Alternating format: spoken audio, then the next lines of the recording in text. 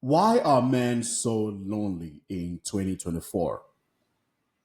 It is no secret that loneliness amongst men has been on the rise for some time now. There's a number of reasons as to why loneliness is so prevalent now, especially in the West. And there's so many reasons. There's so many reasons from social media to social awkwardness and social anxiety and instant gratification to the multiple obstacles that are placed in the way of men interacting with other people, to women, to other men. A lot of people have lost the skills of social calibration. It's a number of reasons. But the purpose of this video is to take a different approach to the loneliness topic within men.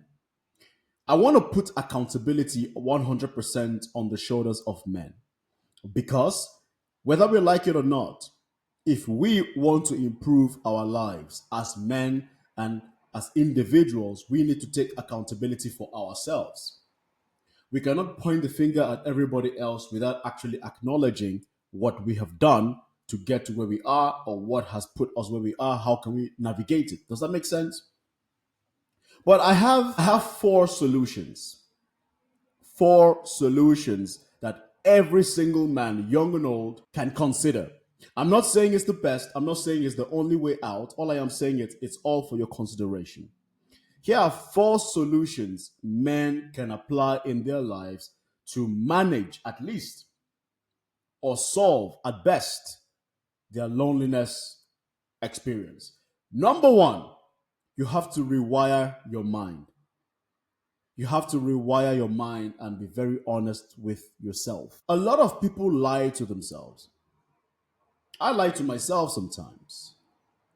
Some people lie to themselves more than others, but it's still a lie nonetheless. What aren't you telling yourself? What stories are you telling yourself? Because guess what, guys? No matter what you think, no matter what you think can happen in the future, if you don't change your current mind state today, nothing is going to improve. Nothing gets better. It all starts in the mind. What stories are you telling yourself? What messages are you communicating to yourself? How are you presenting subconscious programming to yourself? If you keep telling yourself as a man, nobody's gonna like me, nobody wants to be my friend, nobody wants me, I am a burden to other people, I am stressing other people. If you keep telling yourself these kind of narratives, you're gonna believe it. This will be your experience. The first step or the first process, in my opinion, is to rewire your mind. Take some time.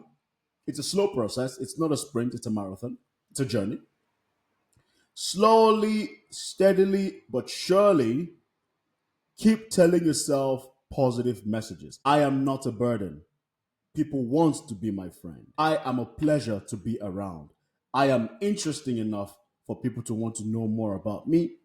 I am interested in other people to know more about them. So, things along those lines. Rewire your mind by saying more positive, affirming statements and words to yourself. Okay? But a second consideration under the first point is you have to be honest with yourself. Are you actually interesting? You understand what I mean? Are you actually an interesting man that people want to know? Do you have an exciting life? And I'm not saying you have to be an action star. No. All I am saying is, do you do things outside your comfort zone that could be a conversation starter? That's number one. Number two, are you also outgoing? Are you putting yourself out there? You cannot hold yourself up in a dungeon, in your room, in your basement, and expect people to just gravitate towards you. Are you also making an effort to build relationships with people?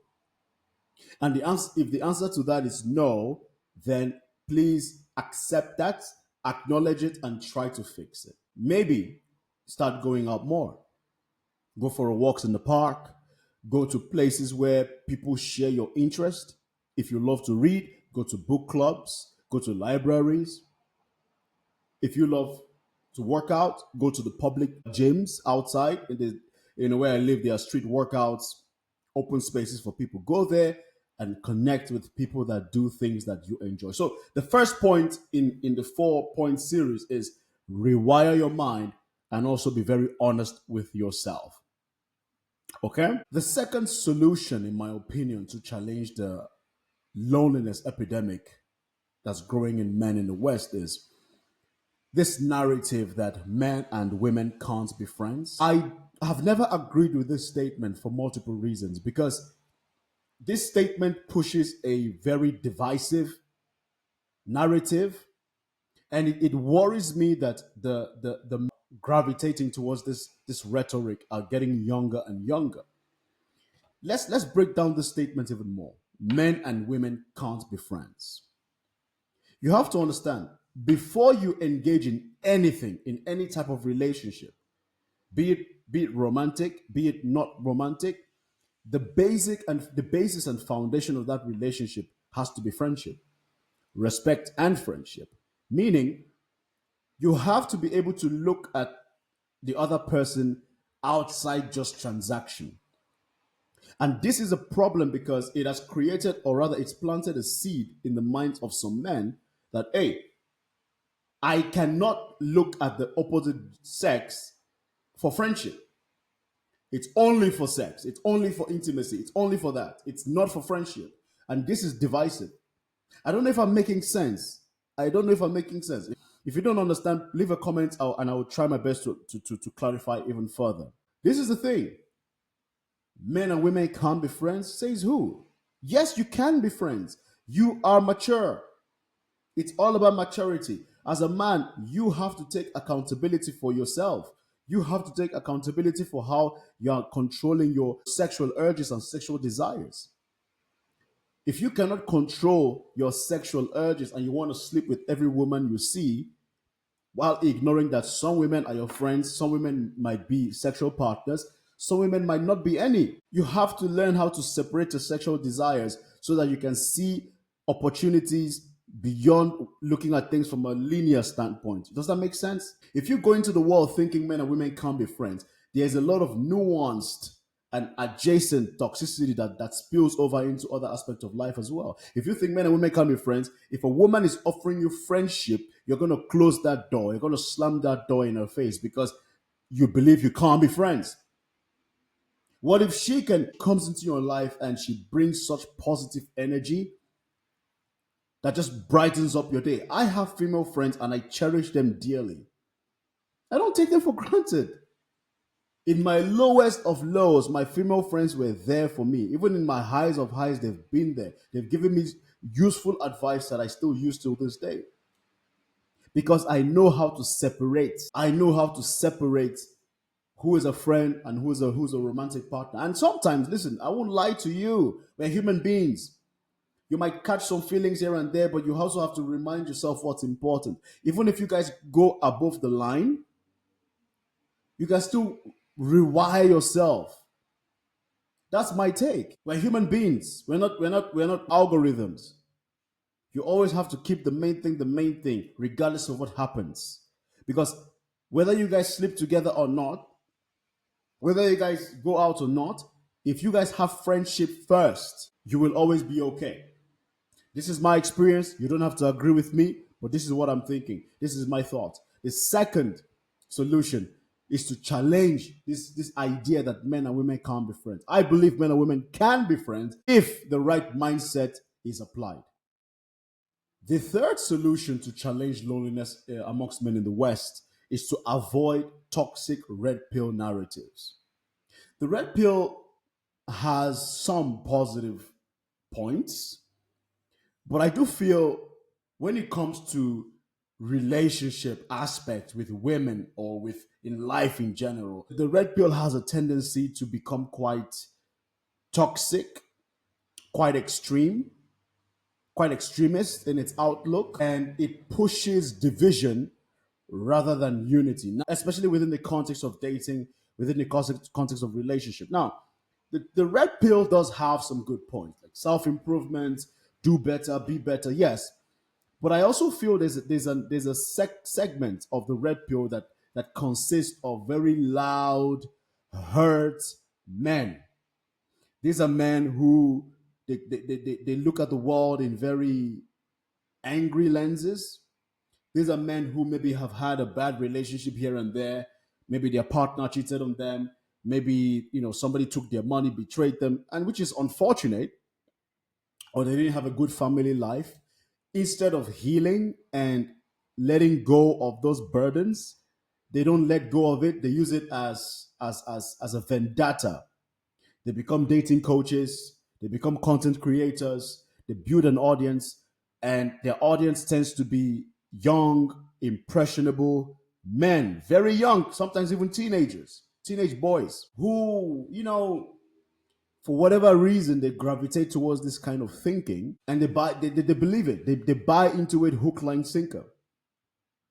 Women bad, women only like money, women only like this, women only like bad boys, women only like guys if you're only 6'6". If you don't have a jawline on the girls, they don't want you. Women are gonna cheat on you. I'm like, okay, yeah, these things happen, but don't go into the world looking for these kind of things. You find what you look for in life. Take from the red pill a few things and go into the world as a man and see things for yourself. Have an open mind. Have an open mind. Not everybody is out to get you. I feel like the red pill kind of leans into that thinking, like almost everybody is out to get you for something. No, that's not the reality. Are there bad people out there? Yes. There are bad women out there. There are bad men out there. Trust me. No, nobody is absconded from doing bad. Okay? Have an open mind. Of course, be smart, be aware, don't be naive, but be alive. Step outside your comfort zone. Try new things. Talk to new people. Be open. Be open to friendship from women. The purpose of this statement is for you to get rid of toxic beliefs that are holding you back rather than pushing you forward. Okay? So, this is solution number 3, in my opinion. Avoid red pill toxic narratives. It doesn't help you, it holds you back, it doesn't push you forward. The fourth and final solution, in my opinion, to remedy loneliness amongst men in the West is to avoid taking the easy way out. What does that mean? That simply means avoiding putting yourself in situations where you have to build social connections, like networking events, talking to strangers that you don't know, registering for things where you may not have done it before, just putting yourself out there. That's it. Putting yourself out there in situations where you have to engage as a social creator, which we all are. Don't rely too much on the online services. I consider that the easy way out. When it comes to dating apps, for example, they just swipe, or swipe up or swipe down, swipe left, or whatever it is. But go out there, go to parties. If the club is not your thing, go to a lounge, go to a book club, go to a volunteer club, go for a hiking club. Nowadays, there is club for almost every single thing that we do. Do you like anime? I'm sure there's like anime get together in your city on site. Go meet people, okay? When you meet people and you sharpen your social skills as a man oh man, you're opening doors for yourself. Because this life is not it's not all about the person that's the most qualified. It's not. It's the person who is most liked. It's not always the most qualified person that gets the job. It's not always the most qualified person that gets the business. It's not even the most qualified guy that gets the girl. It's the guy that can present himself well and can socially calibrate. End of story. Don't take the easy way out. Put yourself out there to actually start getting some real world knowledge and real world experience in how to establish and familiarize yourself with humans. Because we are all social creatures. No matter how introverted you think you are, you still need human interaction.